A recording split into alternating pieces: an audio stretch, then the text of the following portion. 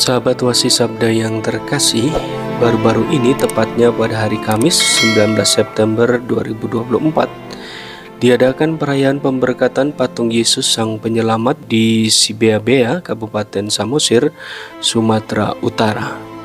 Patung Yesus ini dinobatkan sebagai patung tertinggi di seluruh dunia dengan ketinggian 61 meter. Patung yang berdiri kokoh di atas puncak bukit Sibeabea dengan panorama Danau Toba yang sangat indah seakan mengundang semua orang untuk datang ke hadiratnya dan merasakan damai yang mengalir darinya.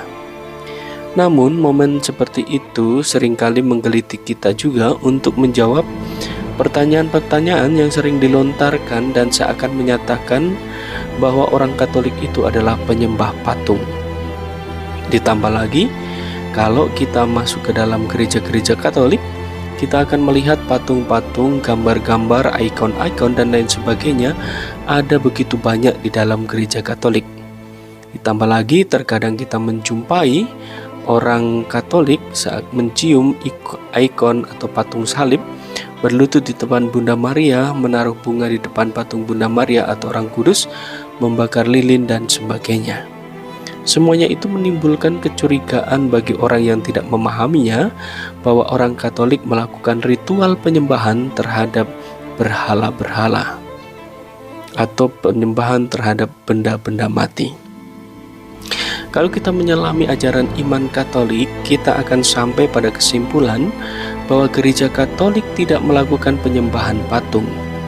Dalam iman Katolik ditegaskan bahwa menyembah Allah berarti dengan penuh hormat dan ketaklukan absolut mengakui keadaan makhluk yang tidak bernilai yang memperoleh seluruh keberadaannya dari Allah. Sebagaimana ditegaskan dalam Katekismus Gereja Katolik nomor 2097. Gereja Katolik melarang melakukan penyembahan terhadap patung. Hal tersebut ditegaskan Allah sendiri dalam Perjanjian Lama yang menegaskan, jangan membuat bagimu patung yang menyerupai apapun yang ada di langit di atas atau yang ada di bumi di bawah. Jangan sujud menyembah kepadanya, sebab Aku Tuhan Allahmu adalah Allah yang cemburu. Demikian juga dalam kitab Imamat ditegaskan, janganlah kamu berpaling kepada berhala-berhala dan janganlah kamu membuat bagimu dewa tuangan, Akulah Tuhan Allahmu. Imamat 19 ayat 4.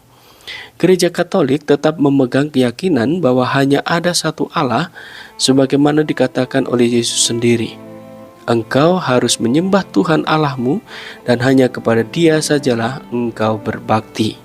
Sebagaimana ditegaskan Injil Lukas bab 4 ayat 8. Dengan semuanya itu amat jelas bahwa gereja Katolik tidak melakukan penyembahan terhadap patung.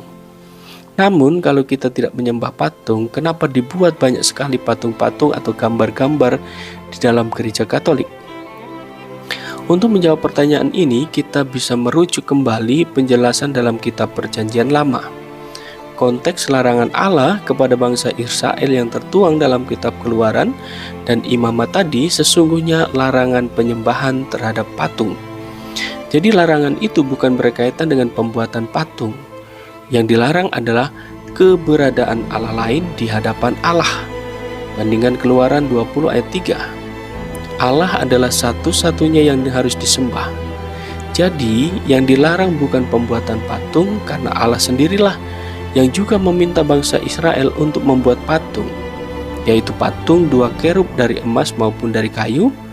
Bandingkan Keluaran 25 ayat 1, ayat 18-20, dan 1 Tawarik 28 ayat 18-19. Allah juga meminta Musa untuk membuat patung ular tedung. Bandingkan Bilangan 21 ayat 8. Jadi Gereja Katolik menggunakan patung atau lukisan sesungguhnya sebagai simbol atau sarana yang dapat membantu orang mengimani pribadi yang ditampilkan dalam patung atau lukisan tersebut. Kita menghormati patung karena apa yang dilambangkan oleh patung itu sendiri. Dengan kata lain, kita memberikan penghormatan kepada pribadinya.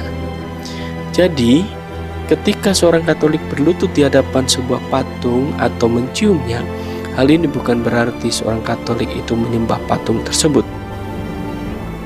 Ketika orang Katolik menghormati patung kudus, itu dilakukan sambil berdoa kepada Allah. Dia bukan berdoa kepada patung.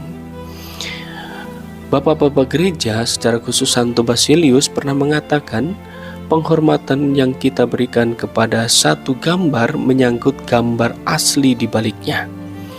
Demikian juga Santo Thomas Aquinas dengan tegas mengatakan bahwa gereja tidak pernah menyembah patung, tetapi sebagai sarana semata untuk membawa kepada Allah. Penghormatan kepada Allah tidak diberikan kepada gambar sebagai benda, tetapi hanya sejauh mereka itu gambar-gambar yang menghantar kepada Allah yang menjadi manusia. Gerakan yang mengarahkan ke gambar sebagai gambar tidak tinggal di dalam ini, tetapi mengarah pada Dia yang dilukiskan di dalam gambar itu. Maka dengan demikian, patung dalam gereja Katolik sebagai sarana untuk berkontemplasi tentang pribadi mereka. Patung atau ikon dalam gereja Katolik sesungguhnya menghubungkan kita dengan misteri pokok keselamatan kita. Oleh karena itu, sahabat Oasis Sabda yang terkasih, marilah kita tetap kuat di dalam iman di tengah banyaknya tantangan-tantangan yang harus kita hadapi di dalam kehidupan saat ini. Kita tetap kokoh di dalam iman gereja Katolik. Kita terus melakukan penyembahan kepada Allah Tritunggal Maha Kudus yang senantiasa mengalirkan kehidupan bagi kita. Kita berjuang terus untuk hidup dalam kebenaran, nilai-nilai cinta kasih kepada siapapun dan dimanapun kita berada. Tuhan memberkati dan Ave Maria.